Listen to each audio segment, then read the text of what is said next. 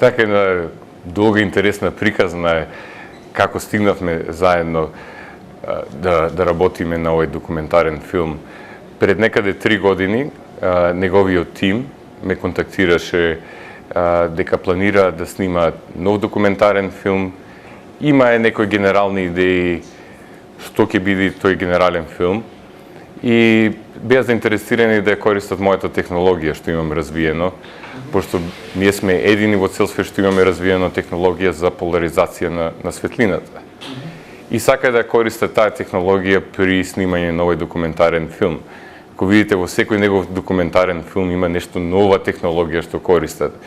Пред некаде 15 години беше Planet Earth, излезен каде што користеа камери со висока резолуција, со многу слики во секундата, има феноменални кадри направено од природата. И сега гледа некој нов вид на технологија.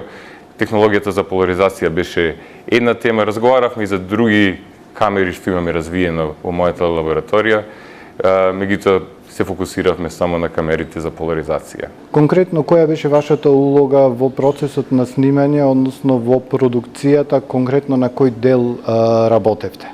Значи, беа заинтересирани да снимаат како морските ракчина, разни видови на ракчина, дури и други животни беа во прашања, како ја користат камерата како користат поларизација за комуникација, за да наоѓаат храна и така натака. И значи работевме, мојата камера што имавме развиено целиот систем, го однесовме во Австралија, работевме со нивните камермани да ја користат оваа технологија. Исто развивме камери за подвода, со специјална филмски објективи и сите тие работи, за да може да се направат тие интересни документарни филмови. Како ќе оцените работата со еден од можеби последните синеасти на документарниот филм, единствениот човек кој што со Бафта награда бил награден за документарна продукција во сите оние формати од црно-бела техника во боја, 3D, HD, 4K и колку научивте или колку споделивте со него заедно за време на процесот на продукција на документарниот филм Живот во боја? Сепак е фасцинантно да се работи на таква продукција и е големо искуство и чест да се работи со Дейвид Атенборо на ваков документарен филм. Интересно беше целиот начин на продукција на овој документарен филм. Значи, целата работа почна, овој документарен филм се вика Живот во боја. Кога почнал Дейвид да работи во BBC во крај на 60-тите години, 70-тите години, првата негова работа било да едитира разни монтажи, разни епизоди, документарни филмови. И тогаш им рекол, дајте ми камера, одам во природата и нешто друго ќе снимам. Таму се интересните работи. И напишал предлог и еден од првите документарни филмови што ги има снимено за BBC се вика Живот во боја. Меѓутоа, тој прв документарен филм кој е снимен некаде 70-тите години е снимен во црно-бела техника. Меѓутоа, прв пат да некој да оди во природата, да го представи тој свет, природен свет што не го знаеме, до милион или милиарда луѓе. И значи со тек на години се враќа на таа идеја да се сними повторно таа епизода Живот во боја, меѓутоа со нова технологија. И така, значи, еден вид разни технологии користеа во тој документарен филм.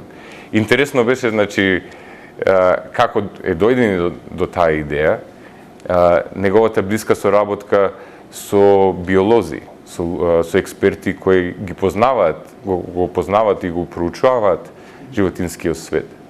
И беа напишани детални сценарија што сакаат да снимаат. И интересно беше што тој многу блиско работа, значи со сите тие експерти, се пишува цела скрипта. Значи не се оди само ќе одиме во природата, ќе снимиме некој животно па да видиме што ќе се деси. Него наспротивно имаше цела скрипта како што е во еден игран филм или филм каде што има акција. Значи мора да имаш и акција, и драма, и се да таа во И во овој Има и документаристички пристап и има игран пристап. и има игран пристап, така, меѓутоа сето тоа мора да биде точно потврдено од експерти во биологија, кои ќе кажат тоа стварно се дешава. Зошто дадена птица користи дадена боја да привличе внимание. Така, тоа не е само наша хипотеза, меѓутоа има години истражување и со факти тоа е покажано. И значи сите тие сценарија беа обработени со биолози, многу блиско негова соработка. Скриптата веќе беше напишана, ја дават на Дейвид и тој комплетно ја едитира. Значи сето тоа што го слушате е негов стил на пишување, негов стил на искажување, тоа што се дешава во природата. И таа креативност е, мислам, феноменална да можеш да ја видиш со први очи. И во прв ред. И во прв ред, сигурно. Инспирацијата и идејата за вашите изуми ја наоѓате во природата, поточно ја наоѓате во фауната, во рецепторите на животните. Колку природата за вас е појдовна точка или може би одредиште за креирањето на вашите иновации, за креирањето на вашите изуми? Видите, мислам, како сум стигнал до таа работа е со низ на години сум соработувал со голем број на биолози. На почеток на мојата кариера на истражување, една од проблематиките која работев беше да се направи нов вид на камера која ќе може да ја сними поларизацијата. И мојот пристап не беше ништо биолошки, него едноставно технички аспект да се направи ова технологија. Кога ја направив таа технологија, еден мој колега стално ме прашуваше зошто ќе ја користиш таа технологија. И видите како инженер те интересира тој техничкиот аспект на работата, да се креира нешто ново. Меѓутоа, кога ја направив таа технологија, самото тоа прашање како, зошто може да се користи, тоа ме потикна да видам каде и зошто може да се, кои апликации можеме да ги решиме.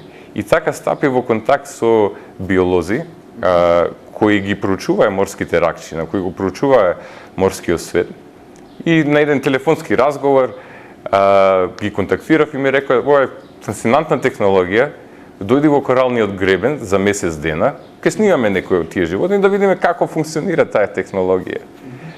И за месец дена одам во Австралија, ги снимаме сите тие морски животни и почнуваме една соработка која трае до ден денеска, веќе 10 години. И во тој процес, со мојата соработка со експерти кои ги проучуваат животните, научив полно работи за рецепторите, за очите на разни видови на животни. И тука ме фасцинира како богомилските ракчина може да видат толку многу повеќе бои, толку многу повеќе визуални информации, него ние.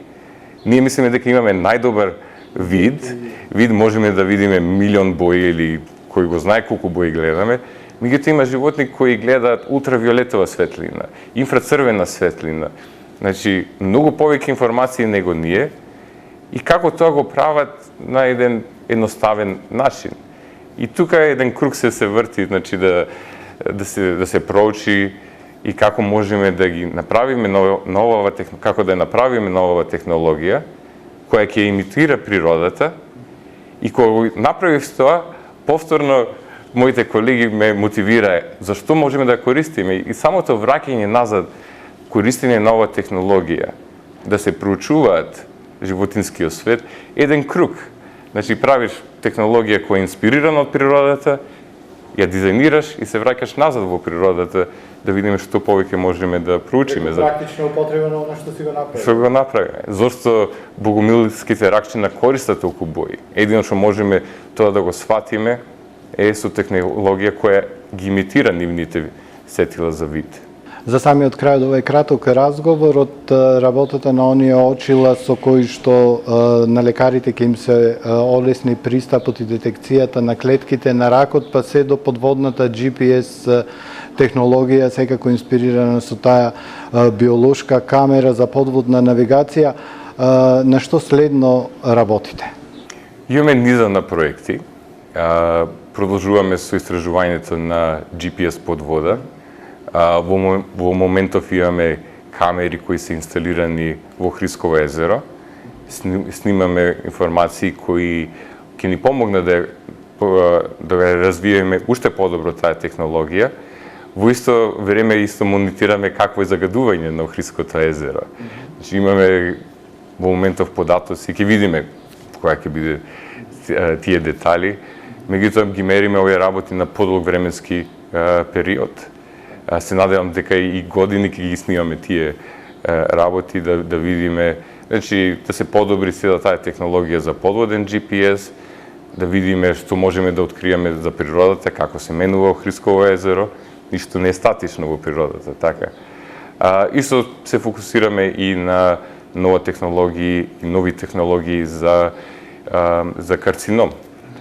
Како можеме да помогнеме за време на операции кај пациенти кои имаат карцином, за сите тие клетки на карцином, малигни заболувања, малигни клетки, да бидат отстранети при првата операција. Значи да нема втори операции, да се намалат тие хемотерапии, радиации повторно. Меѓутоа, тоа е, значи, еден мал чекор во таа борба против карцином.